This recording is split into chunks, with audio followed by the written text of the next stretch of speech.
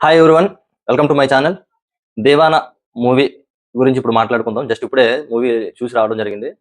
యాక్చువల్‌గా మూవీ ఏమనుకున్నాను, ఏముండదులే అనుకున్నాను. బట్ మూవీకెళ్ళిన తర్వాత నా ఎక్స్‌పెక్టేషన్స్ అన్నీ కూడా మొత్తం మారిపోయాయన్నమాట. మూవీ రొటీన్ లవ్ స్టోరీయే కదా! ఏముంటదని అనుకున్నాను కానీ, రొటీన్ స్టోరీ అయినప్పటికీ కూడా కొన్ని ట్విస్ట్‌లుంటది. ఒక ట్విస్ట్ ఉంటది మూవీలో. సో, మూవీ మొత్తాన్ని గూడా ఒక స్థాయికి తీసుకెళ్తది మూవీ. స్టోరీ గురించొచ్చేసరికి హీరో హీరోయిన్‌ని ఇష్టపడతాడు. సో, హీరోయిన్ పెట్టిన ఒక కండిషన్‌కి హీరో హీరోయిన్‌ని విడిచి వెళ్ళిపోవడం జరుగుతుంది. సో, ఆఖరిలో వాళ్ళిద్దరూ కలుస్తారా లేదా అనేది ఒక ట్విస్ట్.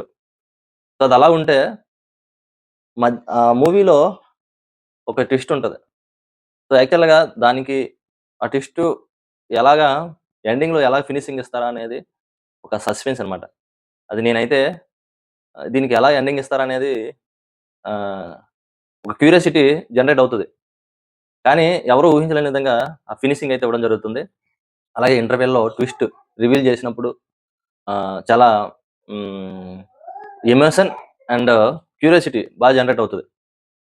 ఇంకా స్టార్టింగొచ్చేసరికి స్టార్టింగ్ నుంచి ప్రీ ఇంటర్వెల్ వరకు ఒక లవ్ స్టోరీ అంటే ఒక లవ్ ట్రాక్ అయితే నడుస్తది. హీరోకి, హీరోయిన్‌కి మధ్యన ఒక లవ్ ట్రాక్ నడుస్తది.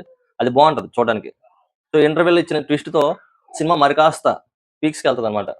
ఆఫ్టర్ ఇంటర్వెల్ తర్వాత హీరోయిన్‌కి, హీరోకి మధ్యలో గ్యాపొస్తది.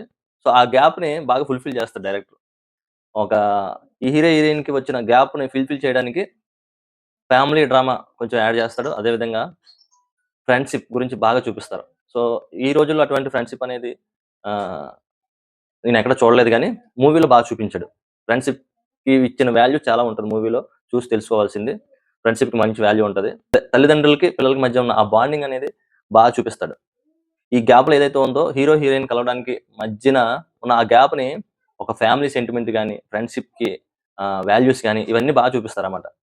ఓవరాల్‌గా మూవీ అయితే ఎక్కడ కథ మెయిను కథ మీదే సినిమా మొత్తం నడుస్తది. కథకు ఉన్న బలం అటువంటిది. ఇంటర్వెల్‌లో రివీల్ చేసిన ఒక ట్విస్ట్ ఉంటది.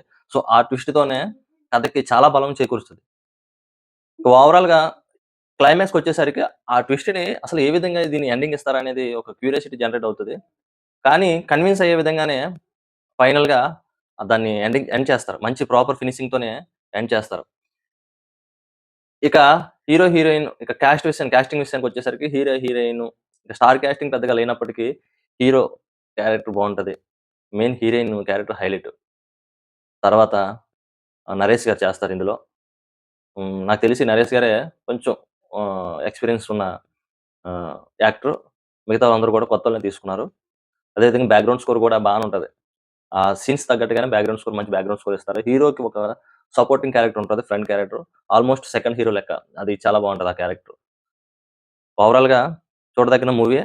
ఇక మైనస్‌ల గురించొచ్చేసరికి మైనస్‌లు పెద్దగా నాకేం అనిపించలేదు. చిన్న సినిమా కాబట్టి ప్రొడక్షన్ వాల్యూస్ కొద్దిగా తగ్గాయని అనిపించినప్పటికీ ఓకే. బట్ చూడడానికైతే బానే ఉంది. స్క్రీన్ ప్లే కూడా బానే ఉంది. అదే విధంగా మూవీ స్టార్టింగ్‌లో ఏదో కథ నడిపించడం కోసం కొన్ని సీన్స్ కావాలనే పెట్టారనే ఫీలింగొస్తది స్టార్టింగ్‌లో. బట్ ఒక హాఫ్ అన్ అవర్ తర్వాత సినిమా ఎప్పుడైతే హీరో, హీరోయిన్ కన్వర్సేషన్ స్టార్ట్ అయిన తర్వాత సినిమా చాలా బావుంటదన్నమాట. సో, ఓవరాల్‌గా ఇది మూవీ రివ్యూ. సో, ఇంకా ఎవరైనా చూడాలనుకుంటే చూడొచ్చు. ఖచ్చితంగా మంచి మూవీ. ఈ సినిమాకి మనం ఇచ్చే చాక్లేట్స్ వచ్చేసరికి 2.80. Thank you.